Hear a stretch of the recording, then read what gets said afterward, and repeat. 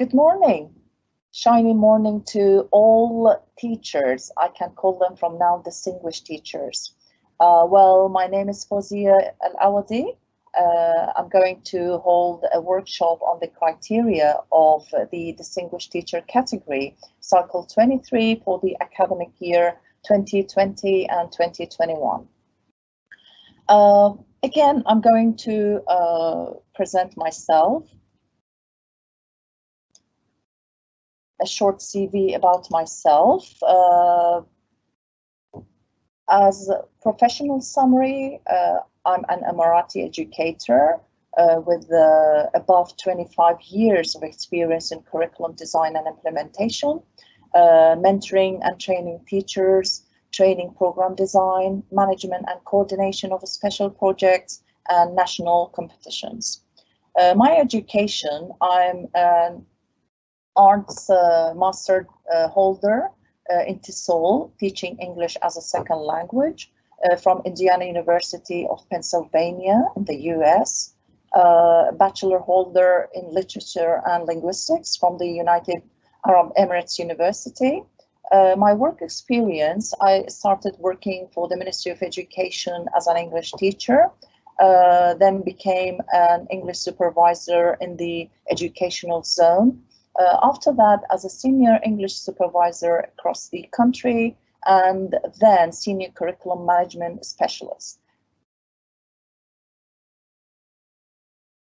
Beside my career, I have other services that I work as arbitrator for the, as you can see on the screen, for Hamdan bin Rashid Foundation for Distinguished Academic Performance in the field of distinguished teachers. It's about 13 years and above.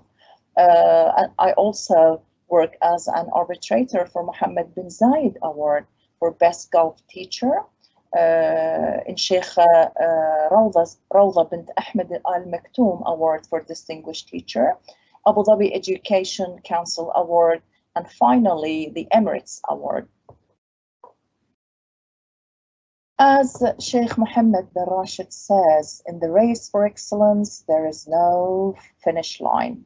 Now, what here we mean that it's very, I believe it's very important for any person, it's not only as a teacher, that we acknowledge our performances, our achievements. In a way, every person is distinguished in his career. So this award will be a good method or way to document our works and to make sure that where we are standing, it will help us a lot as a teacher to develop, to improve, to search for the best way of teaching and becoming distinguished, not because of and on the level of personal, but also among your students. Now, I'll talk here on this slide about the award. Now, as you can see that in general, I'm sure you have heard a lot about Hamdan bin Rashid Foundation and the Academic Performances Awards. But it won't be harm to listen to some certain important points regarding the award. Now, the first educational Hamdan bin Rashid Al Maktoum's Academic Performance Award is the first educational award specializing in educational quality in the UAE.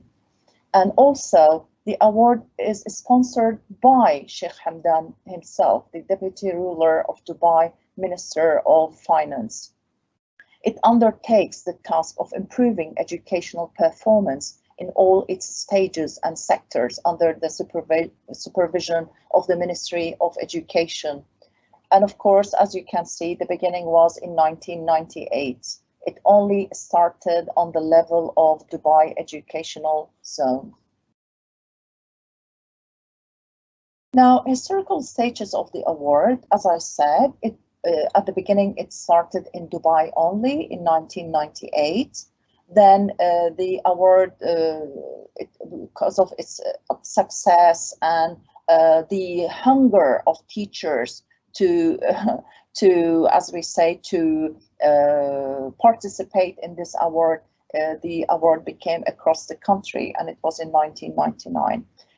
After that, the reputation of the award spreaded across the Gulf countries in 2003, then in the Arab world 2006, and then the world through UNESCO. Of course, not all categories are included in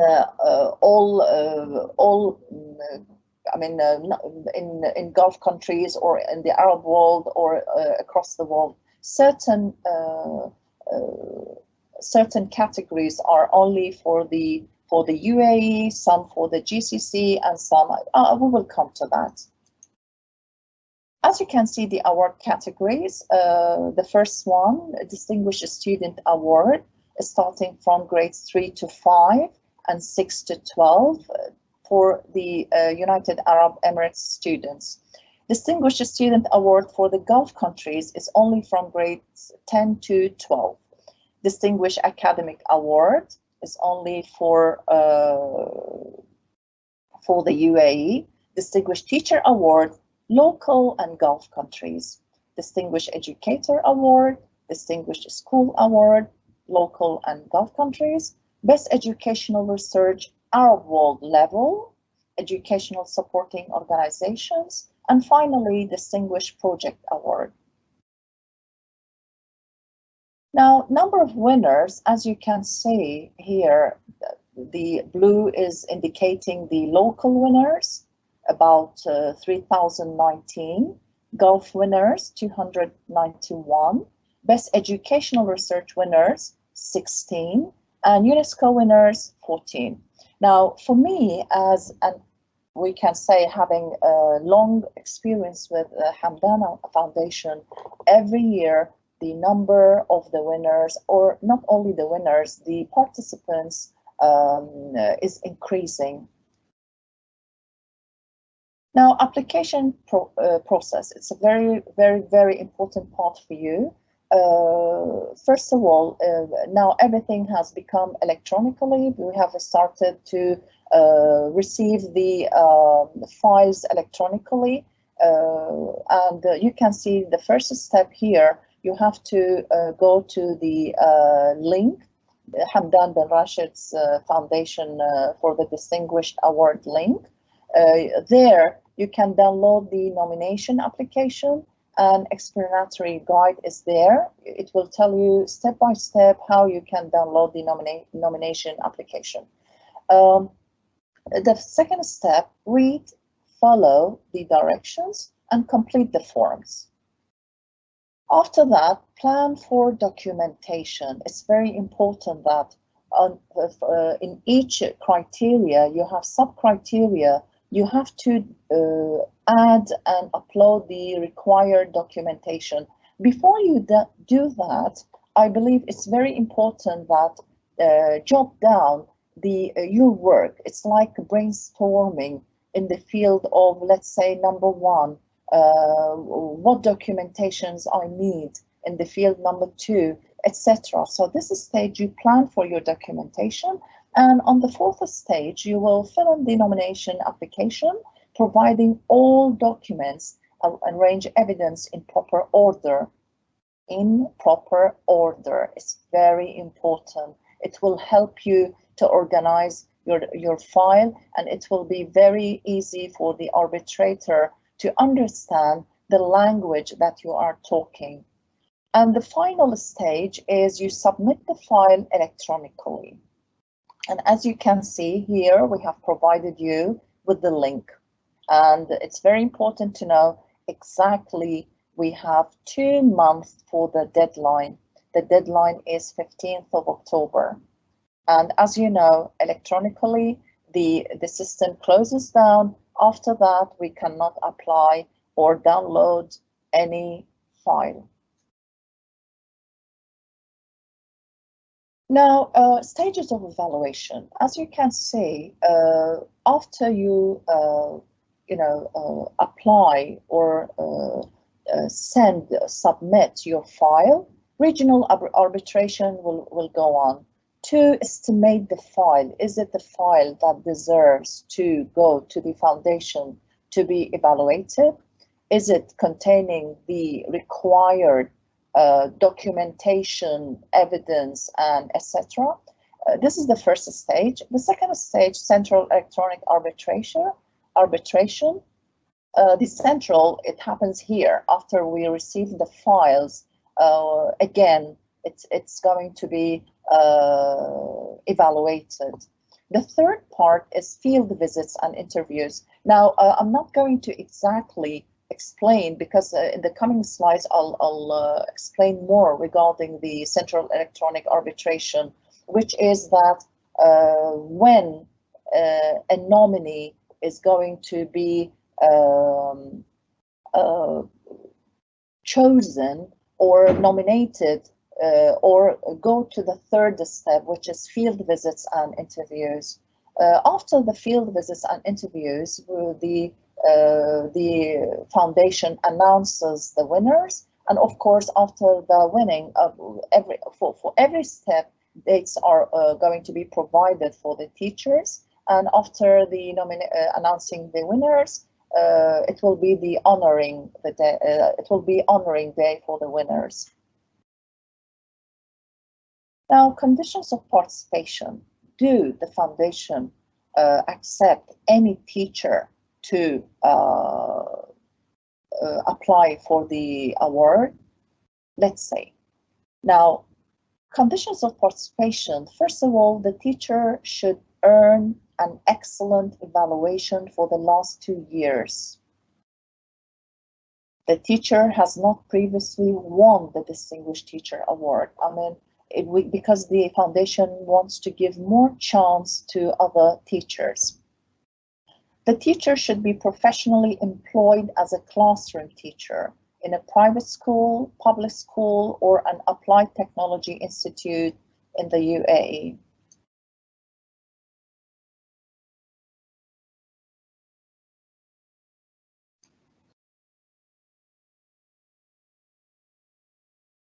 To present one school or institute, one educational level, and one school district. Private school teacher should enclose the authorization of the Ministry of Education Private Education from KHDA to participate and as a school teacher.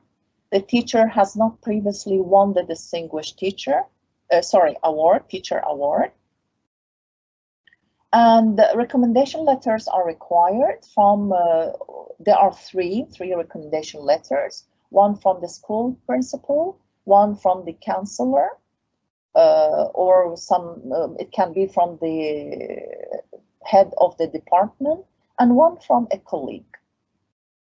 The submitted application and attached documents must adhere to the specified size. As you know, electronically, when we apply the files, we have to be very, very careful. Sometimes the size of the files may adhere and may hinder the system to download. And of course, if they are not, it doesn't adhere to specifications, the file will be rejected. Now here, regarding the award, a score of 80% or more is required to win the Distinguished Teacher Award. We mean 80% means when your file is electronically evaluated, you have to score 80% of the mark, 80% of the final or the total mark. And the winner, after the field visit and all those procedures, the Distinguished Teacher is going to earn 30,000 Arab Emirates dirham, plus certificate, plus trophy of distinguishability. If the teacher scores a minimum, less than 80%, he's going to be certified. He's going to win only a certificate of excellence. And if a minimum of 50% score is required to get sorry, if the teacher gets less than 50% or less score, then he is going to be certificated as a participant only, and he will have a chance to go through the remarks that he or she will get from the foundation to see which areas and categories that he or she needs to improve. What are the reasons of not getting the award? Now, here, important instructions I'd like to add. Now, first of all, you fill out the nomination form in cooperation with an expert in excellence.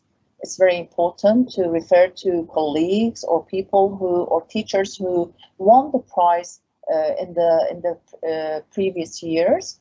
Refer to them, know how they have applied for this, what are the areas that you need to get know more about. So it will be a good idea to refer to an expert. The aim of this form is to document, to demonstrate what aspects of excellence that nominee has through the answers to short form criteria questions, and they are as follows. So in the form, you will see categories and subcategories, and you have to read them carefully and check a tick in the yes or no field. When you tick, when you mark a tick in the no field, it means that you do not meet the criterion question. And of course, when entering a check mark in the yes field, it means that the concrete evidence that you verify you have fulfilled the criterion in question. It's very important. Through my experience, I have noticed that some teachers, they tick in yes, but unfortunately they do not provide the concrete evidence for saying yes. Like, for example, are you a holder of higher education? And they tick yes, but there is no evidence saying that this teacher is a holder of higher diploma or master degree or PhD. So kindly be careful. It will affect that this teacher is not well organized, and it also will waste the arbitrator's time in searching for the document. Use the same question number for enclosed supporting documents. For example, if the question is numbered 1.3.5, supporting documents should be numbered accordingly. It's a matter of being well organized and documenting in a correct way. All documents, pieces of work, and proofs submitted to the competition are property of the award committee and will not be returned. Documents and evidence should be confined to the 3 last years in addition to the application year. Again, kindly don't submit documents are longer than 3 years. So if we say 3 years, it means that we will count 2021, 19, 20, 18, 19. So before 18, documents are not accepted. Enclosures should follow the following specifications. The number of pages of all submitted documents shall not exceed 250 pages, either on hard or soft copy.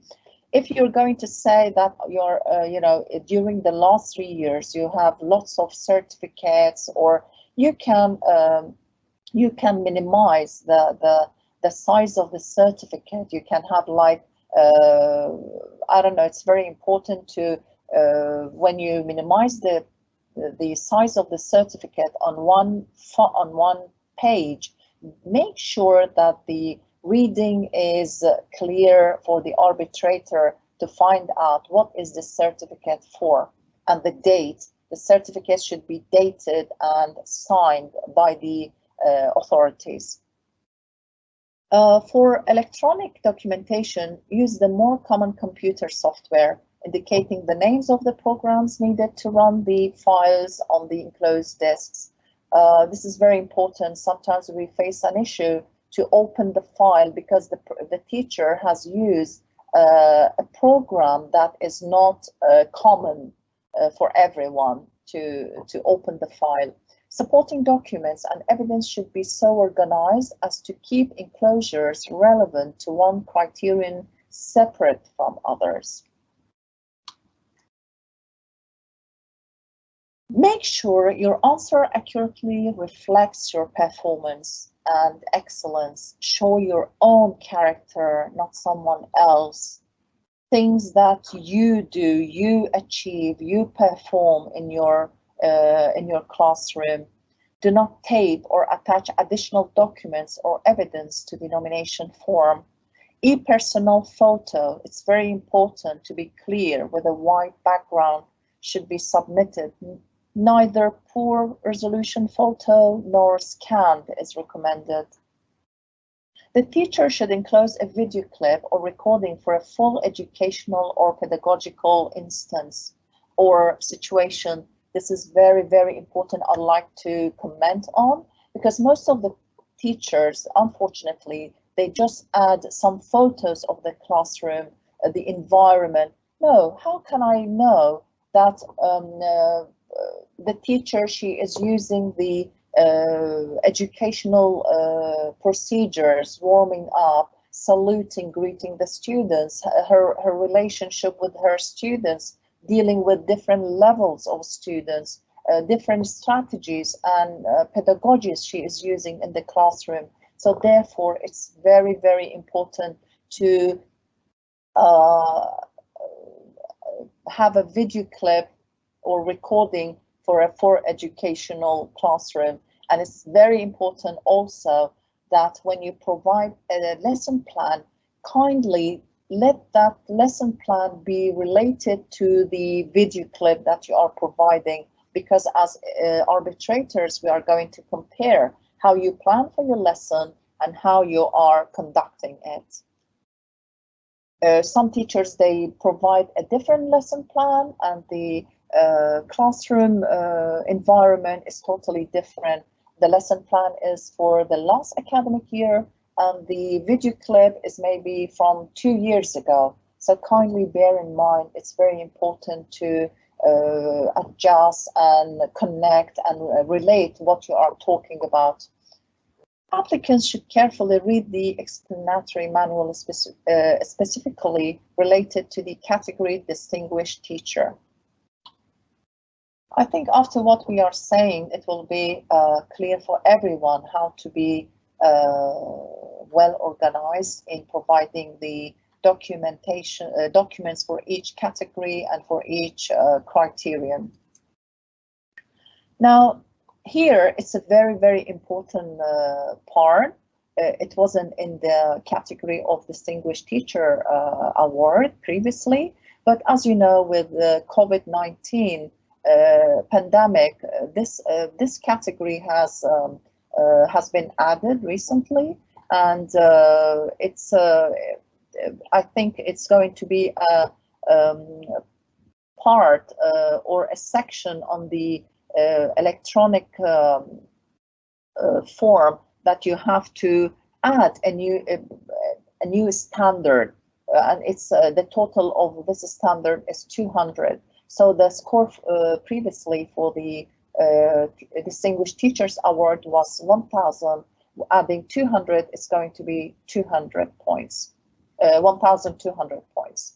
So as I said, adding a new standard with a total of 200 points to the total points due under the following conditions.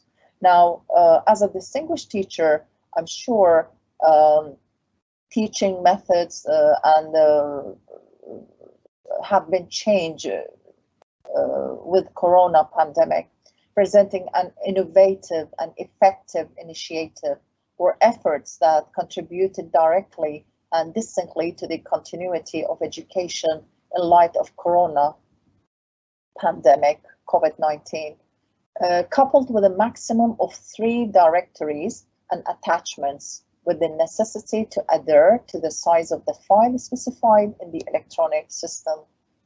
not to repeat the attachments or documents submitted for this initiative in other criteria previously. It should be presenting a unique initiative. Now, here, as you can see, we have here the criteria of evaluation for distinguished teacher. As you know, we have 4 main criterion, and with secondary criterion with the points. The first criteria is educational performance out of 400. With educational performance, we have 7 secondary criterion.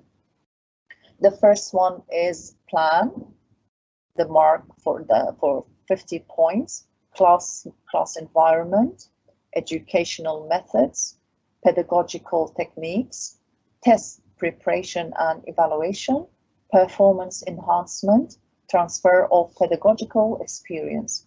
And as you can see, the points, the highest point is for educational methods.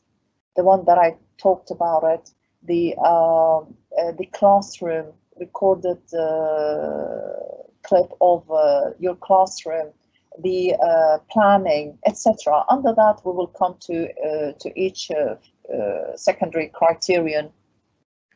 The second main criterion is motivational ability, and it's out of 250 points. As you can see, incentive enhancement, mentoring learners for different levels, educational contents. 3 secondary criterion.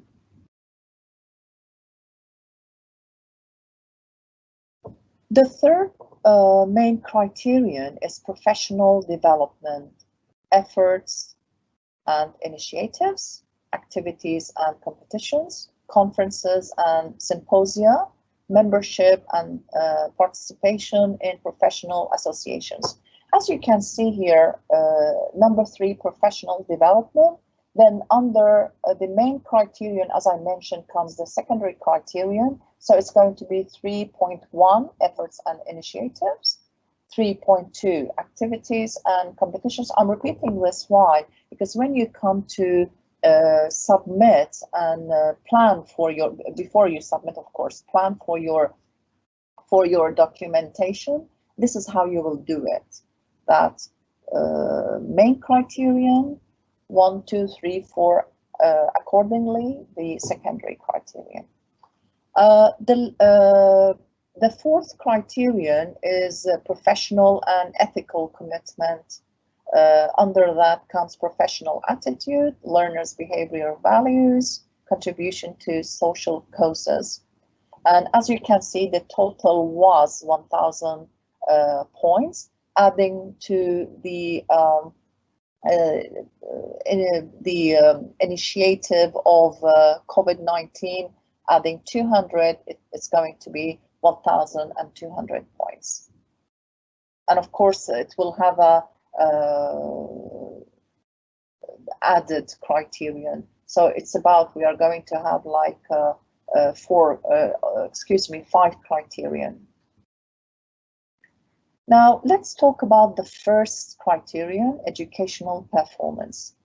The purpose of educational performance criterion is to identify the teacher's competence as demonstrated by the creation, planning, and evaluation of pedagogical purposes. A special emphasis is placed on educational methods. As we saw, the highest points were given for educational methods, educational evaluation, and the use of pedagogical techniques. Now, you will find the form electronically like this. Number 1 is the main criterion. The second one is the secondary criterion. And number 1 is the question that you have to answer. As we mentioned, put tick if you have the documentation, if the answer is yes, and put a tick in no if the answer is no. Have you designed or contributed to the design of your work plan during the school year? So here, of course, as any teacher, I believe that we have a plan, a work plan. Again, if you're going to say yes, you're going to submit and download the file. Be careful to add current and recent work plan, dated and stamped by the school director. Your documents, kindly, all of them, make sure that they are stamped and dated. Very, very important. Do you have a clear vision and a message as the foundation of your work? Have you defined specific and realistic goals that fulfill your ambitions? Does your plan, here some areas you have to little bit elaborate, little bit talk about what you do. For example, have you defined a specific and realistic goals that fulfill your ambitions? You will say yes, and kindly elaborate how. Does your plan include implementation measures? Of course, here again, I'll go back to the blue picture or the blueprint of your plan. It should be a very comprehensive plan, a plan that contains all the goals, specific, of course, yeah, goals, measures, procedures, timetable. Who is the different categories or different levels of your learners, means of evaluation that you are using. These are very important that your plan should contain, and it should be a comprehensive plan. Did your plan take account of the school vision and message? For example, having related to the vision and mission of your school. And of course, every school, their vision and mission is related to the Ministry of Education vision and mission. Have you undertaken a final evaluation of the implemented plan? You will evaluate. Have you evaluated your plan? You have to mention all this in your plan. Have you applied the plan evaluation results? How did you work on the results of your plan? Have you identified aspects of excellence in the design and programs of the plan? Here you're using SWOT. What parts of your plan? Talking about the weaknesses in your plan and what parts they need to be developed. What are the strengths of your plan? So here you're going to talk about that. Now, classroom environment. Here, this is very, very important. We need evidence, as I mentioned before. It says that we have 5 questions in this part. Does the classroom environment reflect genuine interest for learners and respect for them as individuals?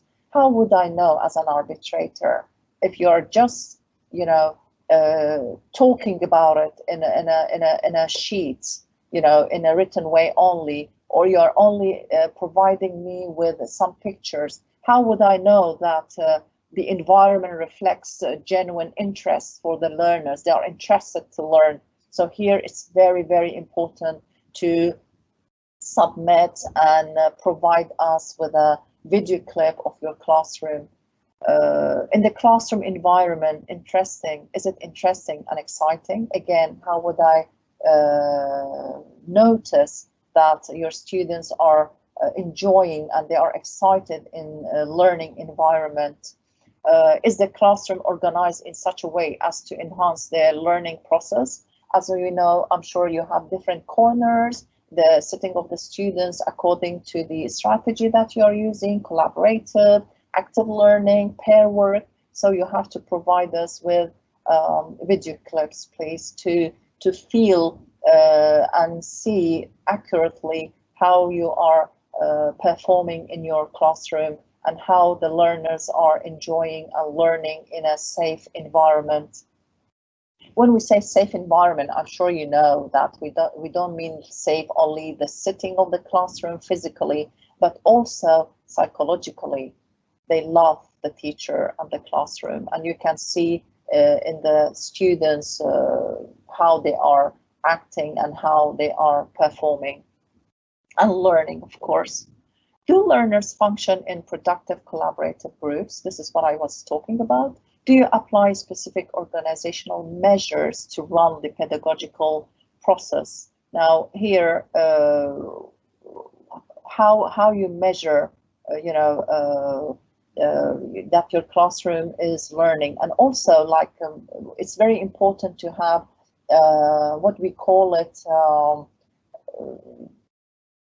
instructions, classroom instructions, like a board in the classroom. For example, when you want to speak, raise your hand. If you want to, those classroom instructions, you know better than me. It's very important that the students, they follow those instructions, and the teacher reminds them. For example, if you're going to present the lesson,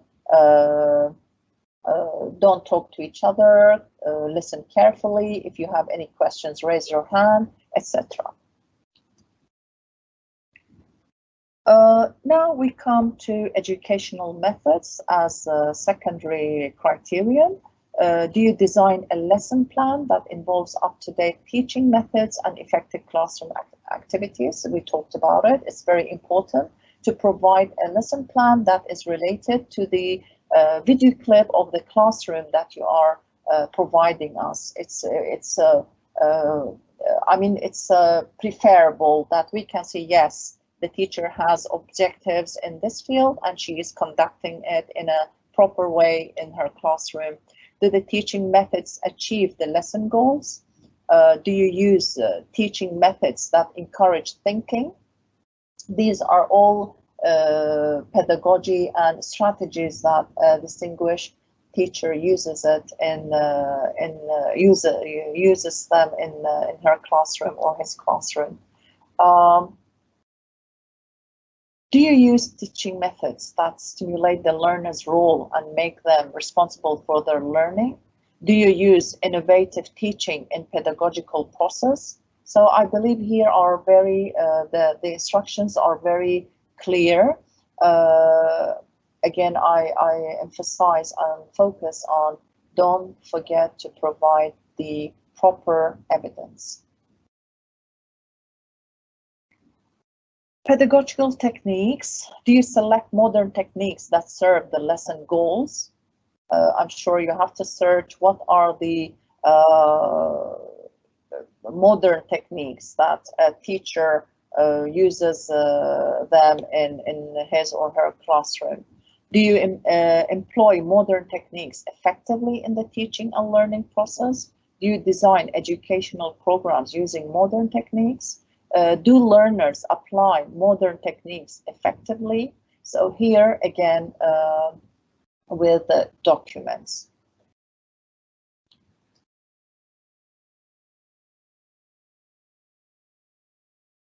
And when we are talking about modern techniques, of course, it can be both ways, using technology, using new methods of learning, wall charts, games, learning through games, different methods. Of course, for the last academic year, it's difficult to talk about that. That's why, because of COVID-19, the foundation didn't forget your efforts during this period.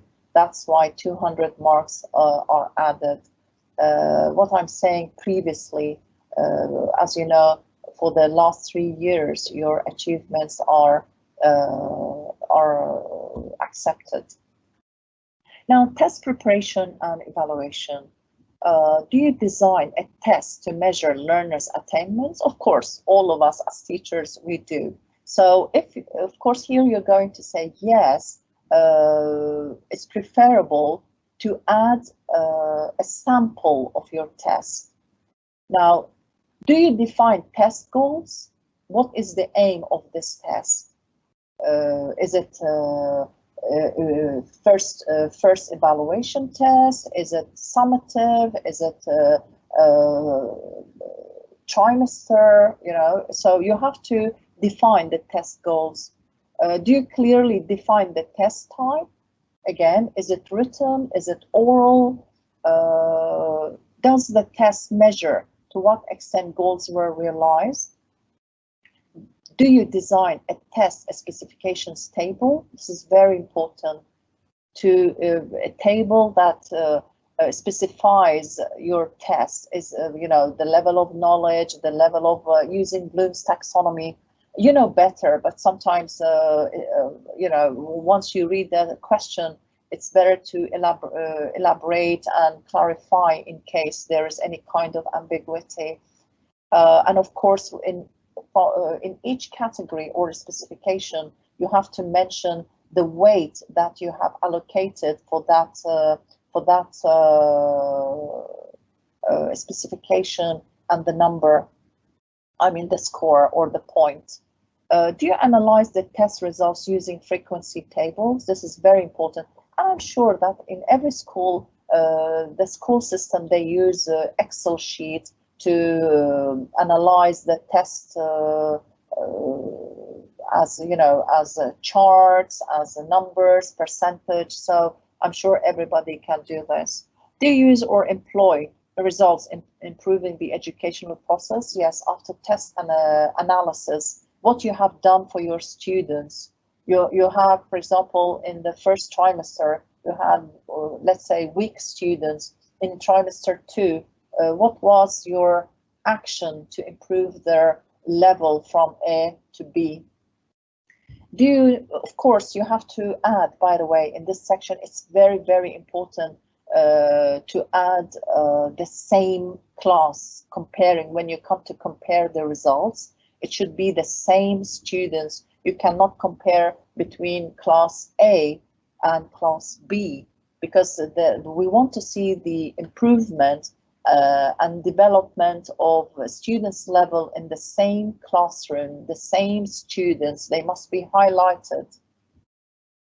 Do you heed modern scientific trends when assessing learners' attainment? What kind of scientific trends do you use to assess your learners? With evidences, of course. Have you compared learners' attainment for 2 time periods? Here, what I was talking about. For example, you're comparing their level in the first evaluation stage and the final first trimester exam. So we can see that, yes, your students have improved. Have you analyzed? And of course, again, the results should be signed and stamped by the school. Have you analyzed the results of educational attainment to gauge learners' progress? Have you quantified the analysis results in diagrams, frequency tables, and charts? This is what I was talking about again. It can be done by Excel program. Have you identified your most effective practices in improving learners' performance? Yes, after you identified your learners' level, or you analyzed their results. How did you improve their performance? What did you do? What strategies did you follow? How did you plan for them?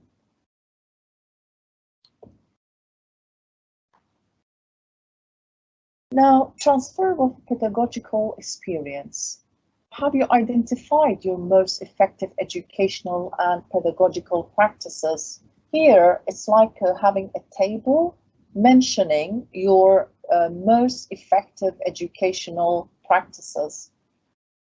Have you transferred these practices to your fellow educators, to your colleagues? You have to mention, for example, you had a, let's say, for example, you had a workshop in Hamdan Award Distinguished Teachers. Now, after this, how do you transfer it to your colleagues? you know, we know the procedures in cascading any workshop, any session that we attend.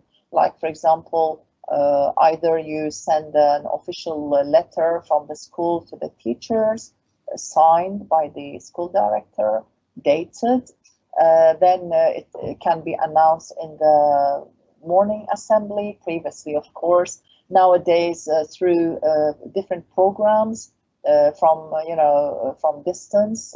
How did you cascade your colleagues? And of course, as a result and evidence, you may provide us with a certificate from the principal, or a letter, or an email thanking you for your efforts in this field. Your colleague sending a letter, a thanking letter, a certificate of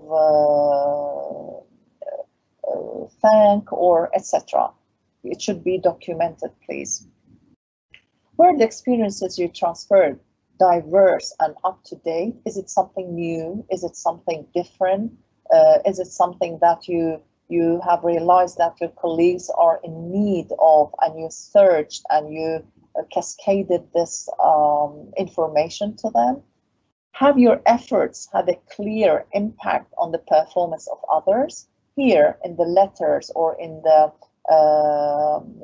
either, as I said, email, or letter of thanking, they mention what they have learned.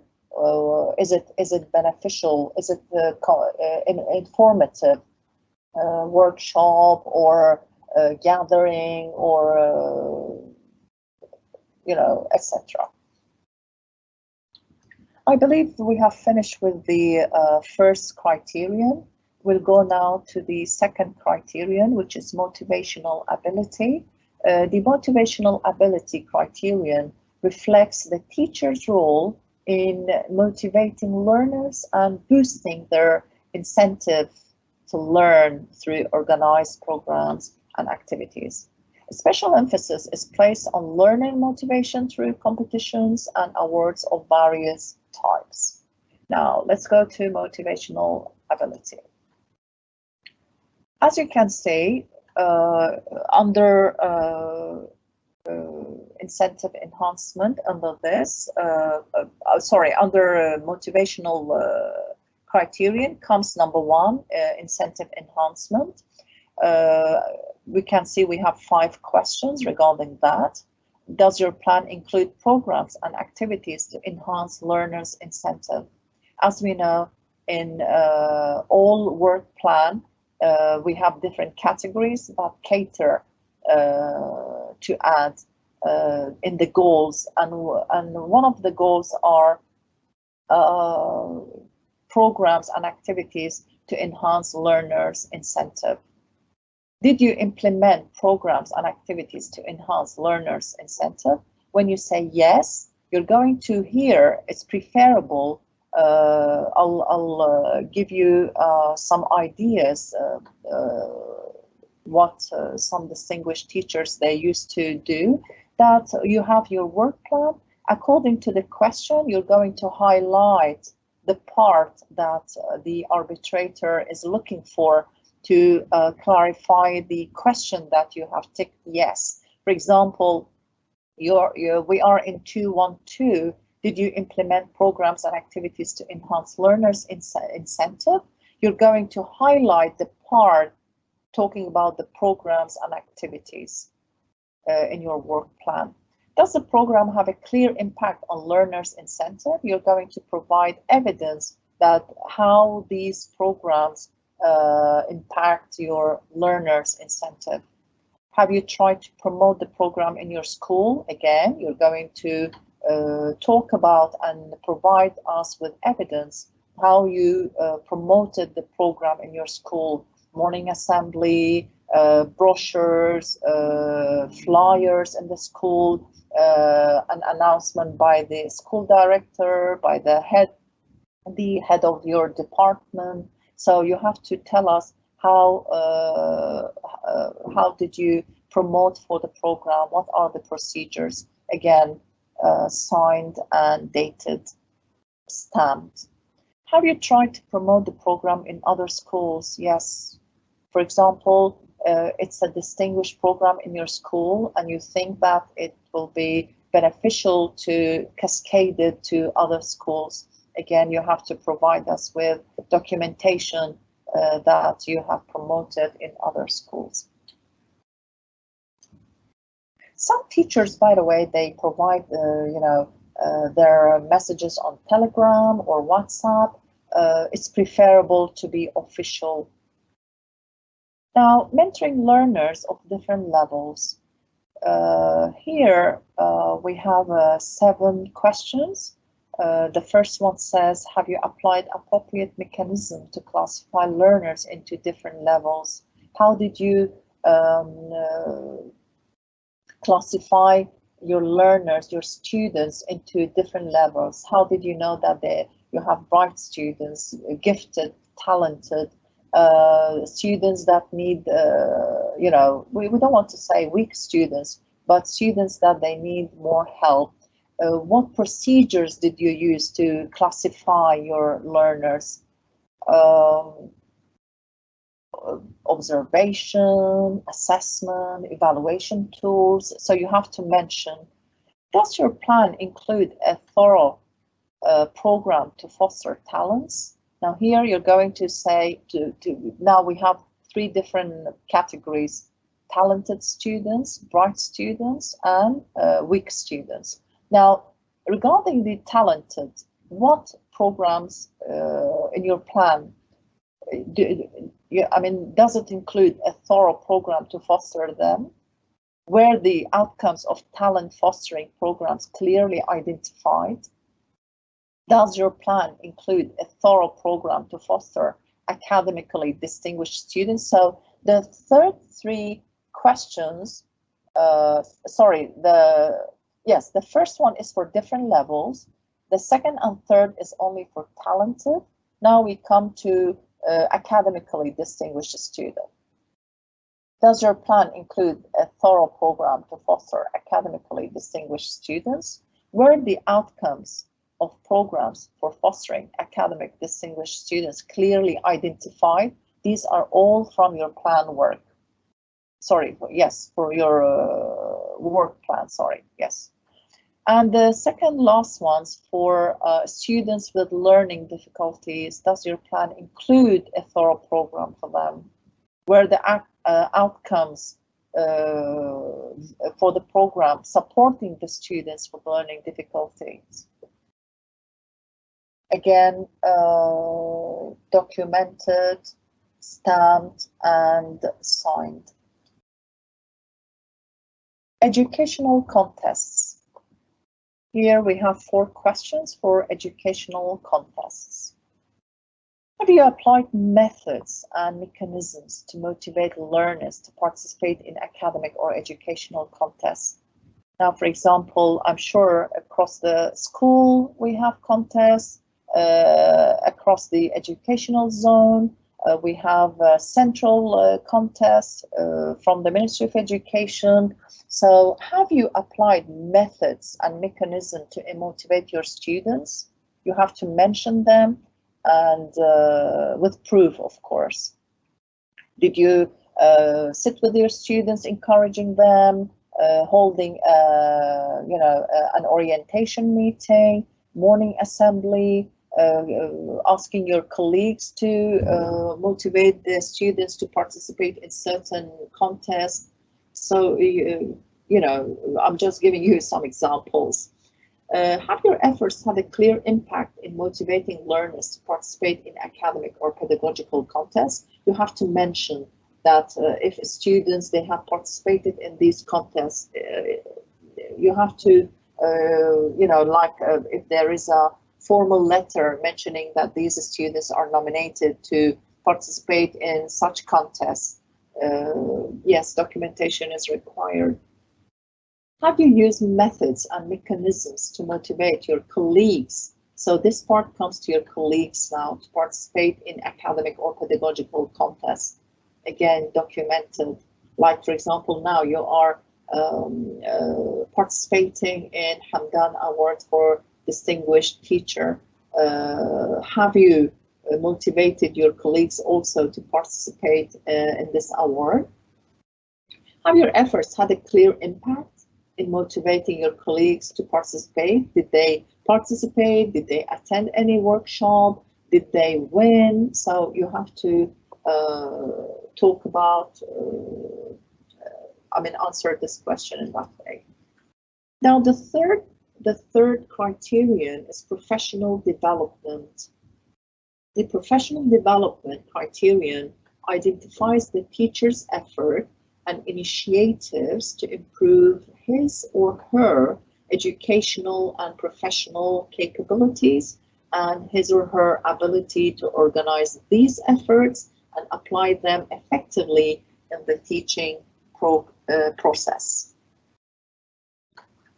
Now, efforts and initiatives, here we have 8 questions for that, for this part. Have you identified training programs and workshops you attended? Here you have to, a table mentioning the name of the workshop or program, training program, the date, and of course stamped by your school or site. Only mentioning, only identifying. Then the second question, have you identified the benefits from training programs or workshops you attended? You're going to talk about in what way you benefited these training programs or workshops. Now I'm going to mention now, if, for example, have you enrolled in a postgraduate program? Here, this is what I was talking about, postgraduate program. If yes, you tick in yes. If no, kindly tick no. And if yes, you're going to get total mark. It's out of 5. Of course, when you say yes, you have to submit a copy of your certificate. If regular attending, you are regular attending, is 3. I mean, you didn't get the certificate yet, you're still doing your postgraduate program, you will get 3. Of course, you have to provide us with evidence. And if just registered and not yet, you will get 1 mark only. Now, have you undertaken practical research? Here, again, a research, practical research, we have to be careful to submit a practical research with a scientific method. What is the problem that you're talking about? Introduction about this program. Who are your, let's say the program is applied on who? What are the type of questions that you added in your analysis? A copy of your questions, a copy of if the students were your customer, a copy of their answers, a diagram. So I'm sure you just search online what is a practical research. Exactly, it should be added, because if any part of the practical research is missing, you're not going to get the total mark. Have you followed a specific approach in your research? See, it shows you, I mean, the question asks you the approach, a scientific approach that you have followed. Have you used the results of your research in developing the educational process? The result, for example, your research is about students' difficulty in writing skill. So how did you develop your students' writing skill after conducting the research? What procedures did you follow? Have you clearly identified the types of academic trips in which you participated? Please, academic trips, it's very, very important. Some teachers used to provide us, like, for example, going visiting a certain country, and no, academic. It is related to your field. For example, you're a teacher of history. What museums did you visit? What places that added a lot to you, to talk about it, to cascade the information to your students. So academic trips. Have you identified the benefits from these trips to your work? And by the way, the trips shouldn't be less than 3 trips. I mean, 1, 2 trips, I don't think it's going to be enough to get 5 marks. So I believe throughout 3 years of your file you are providing, I'm sure you have been through a lot of academic trips. Have you identified the benefits from these trips to your work? Here you're going to mention how did you benefit and how did you cascade the benefits from your trips to your classroom. Activities and competitions. Have you identified school activities and competitions you participated in? This is clear, I believe. Have you identified school awards you won? Here, award, we mean not a thanking certificate.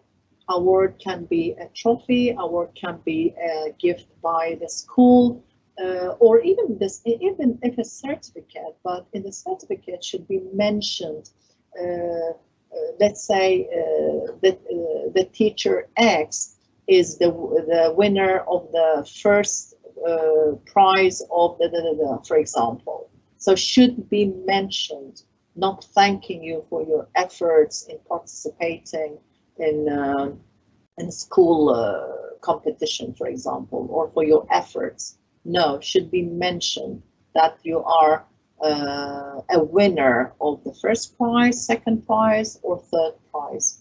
So if 1 award, you're going to get 2 points, 2 awards, 4 points, and 3 awards, 5 points. This is in the school, on the level of the school. Have you identified district activities and competitions? So you know here again, it's very important to be a prize, not just a thanking certificate. Have you identified awards you won in district competitions? Now, in the first, in 323, you're going to identify, saying yes and mentioning the names. But in 324, you have to identify the award. A picture of the trophy, a picture of the certificate saying that you are the winner of the first prize. And here, if it's 1 award, you will get 5 marks, 5 points. And if 2 awards, you will get the full mark, 10. Have you identified ministry and community activities and competitions you participated in? It's only 1 prize, you get full mark. Have you identified awards you won in ministry and community competitions? Also 1 prize, you get the total mark. Have you identified the impact of school and social activities and competitions on your work? Here you will just mention what is the impact of school and social activities and competitions on your work. How did it impact your work?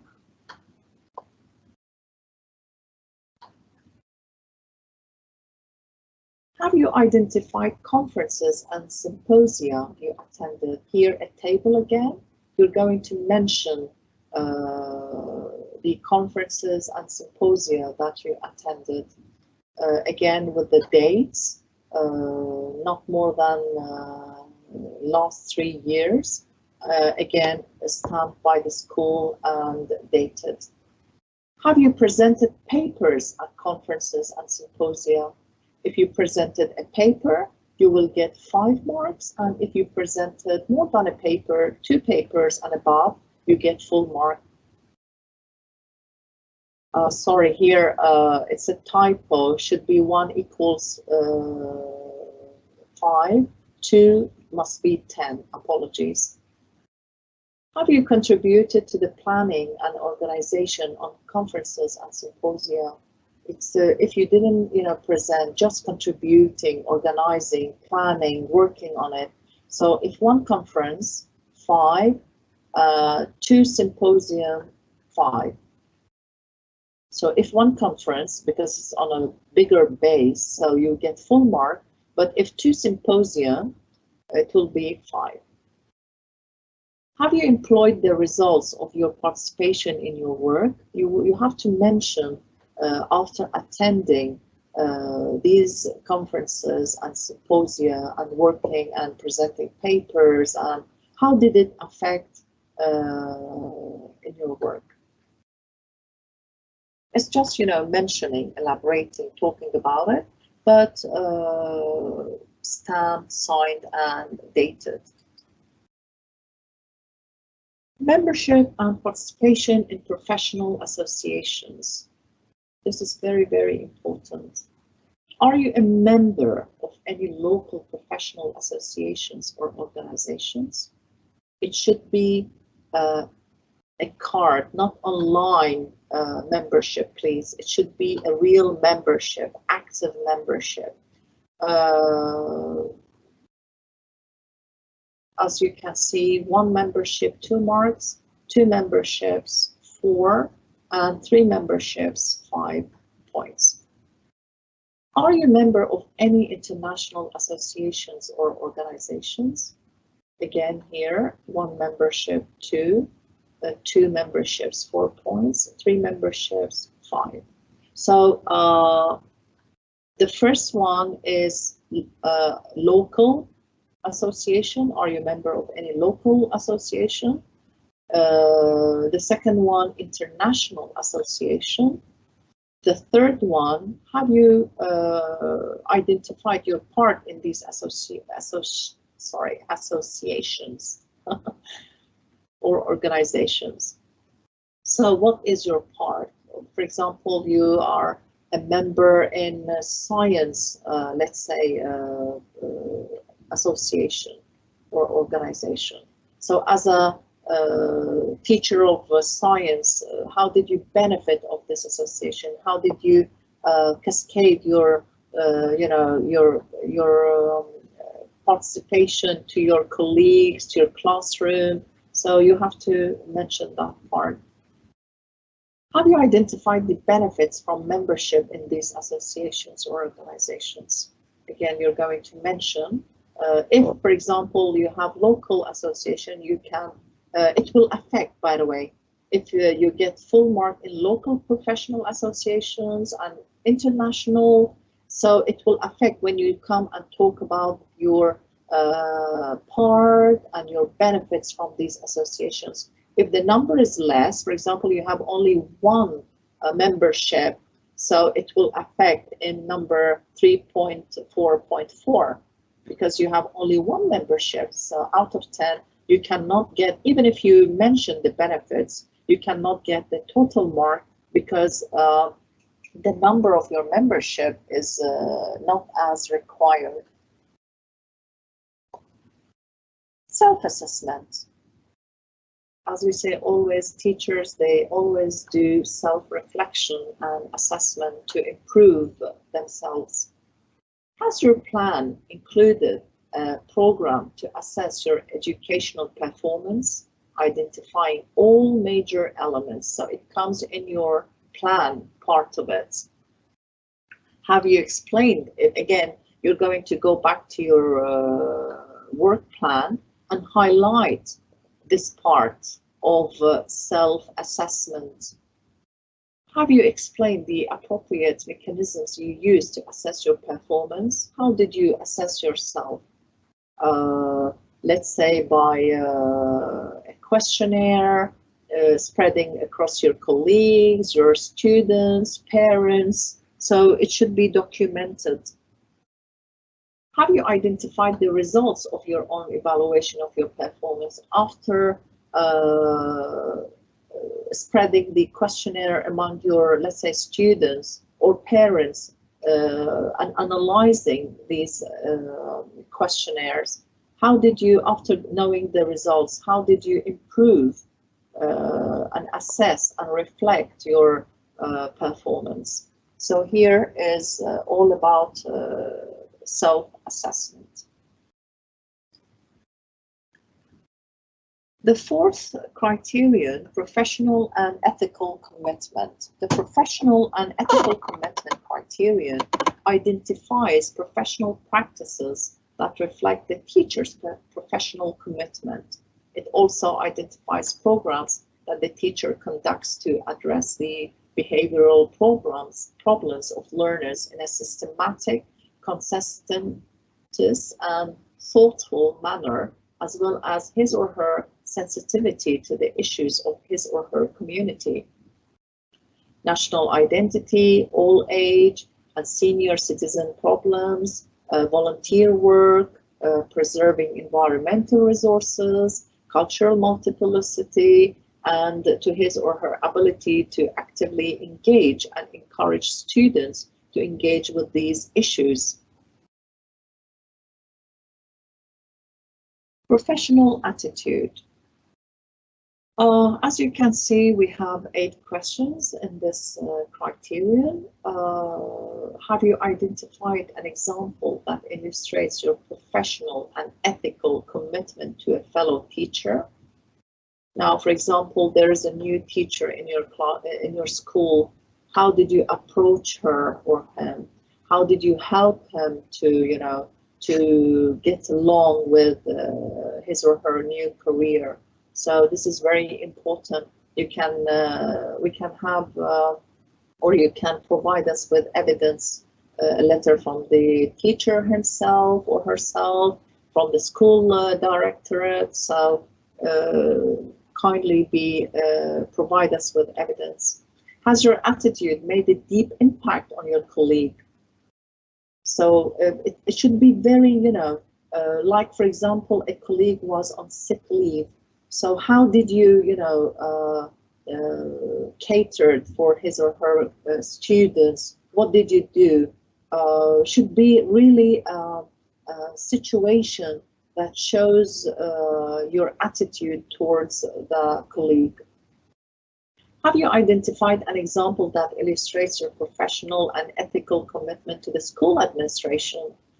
It's very important also. Some teachers, they mention their cooperation with the school administration. Well, I believe most of the teachers, well, I was a teacher and I remember I was always cooperative with the school administration. But here you have to mention a situation that really shows us that it's not only like other teachers that they cooperate with the school administration. No, a distinguished teacher should mention a situation that is really not any teacher can take part in that. Has your attitude made a deep impact on the school administration? Again, this is what I was talking about. Have you identified an example that illustrates your professional and ethical commitment to the school counselor or the head of the department? Again, not only sometimes the cooperation that we are required to cooperate with the counselor, but something outstanding. Has your attitude made a deep impact on the school counselor?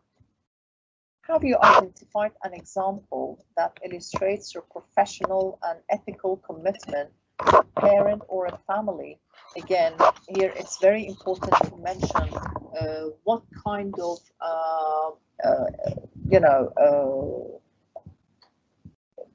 commitment that you participated for a parent or a family, of course with evidence.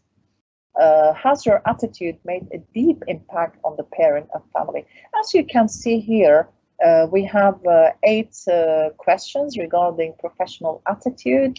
They are divided between 2 of them related to a colleague, 2 to the school administration, 2 to the school counselor, and the last 2 to a parent or family. Again, this part is very important to be submitted with evidence, either a letter from these people, a certificate of thanking, either or. And I think we come to the secondary criterion, learners' behavioral values. Here again, we go back to your plan, that your plan includes programs and activities to promote learners' behavioral values. Like, for example, you are facing, you can see that your there are, bullying issues, some like bullying, smoking, and those issues that we mostly face in the school environment. Where programs and activities implemented to promote learners' behavioral values identified? What kind of programs and activities you included in your work plan to enhance these behaviors? Were the results and effects of programs and activities to promote learners' behavioral values identified? You have to mention the results, how these activities promoted your learners' behaviorals. Have you promoted these programs and activities in the school? Now, you saw that this program is effective. How did you promote it in your school? How did you let your colleagues to adopt this program? Your school principal realized that this is a very effective program or activity. How did he or she encourage you to promote it in the school? A morning assembly, or a meeting with the colleagues and school teachers, talking about your program and activities and how they can benefit from your program. And not only the school, in your school, promoting this program, but also in other schools. How did you approach other schools to talk about your effective program? Have you identified aspects of excellence in programs and activities promoting learners' behavioral values? You have to here talk about the aspects of excellence, why your program is different, in what way.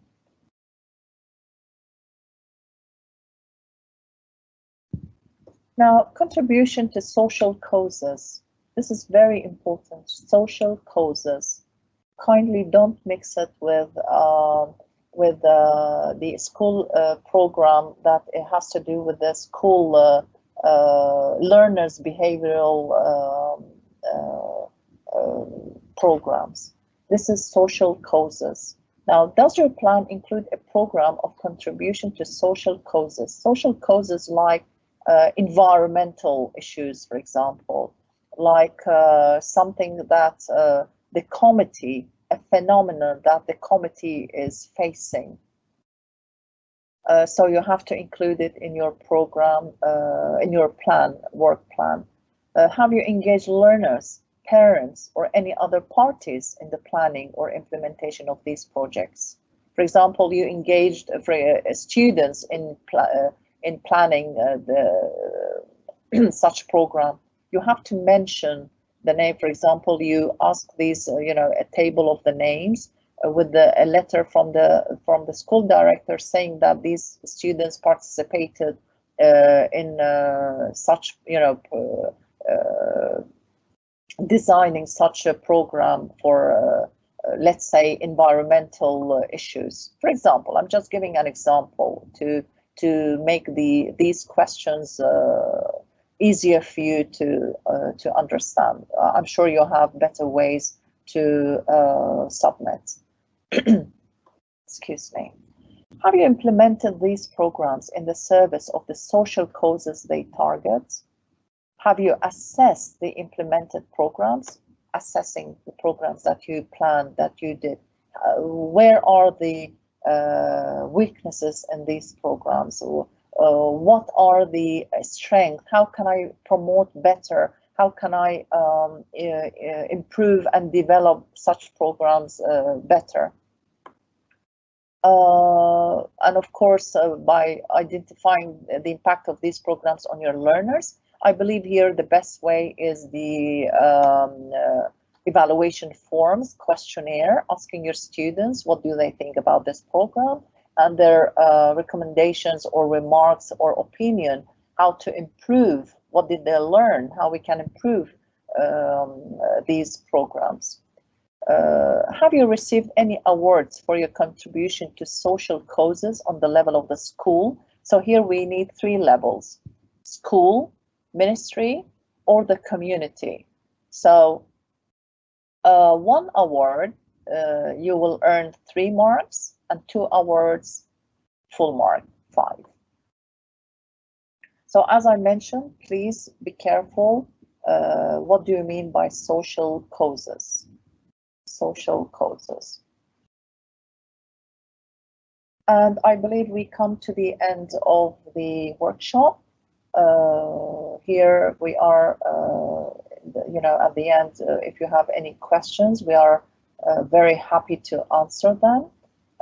I hope that the session was informative, and we are ready for any questions.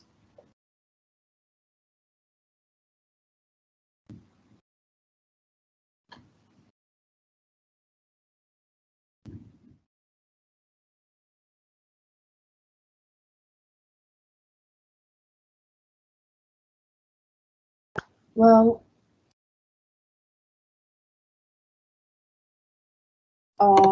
thank you for listening. I wish all the best. Try to work hard, because you really deserve to be a distinguished teacher, and see you on the stage receiving the award. It's really a great feeling to be there, that you are really acknowledged as Hamdan bin Rashid Al Maktoum Award for Distinguished Academic Teacher. Wish you all the best, and thank you for listening.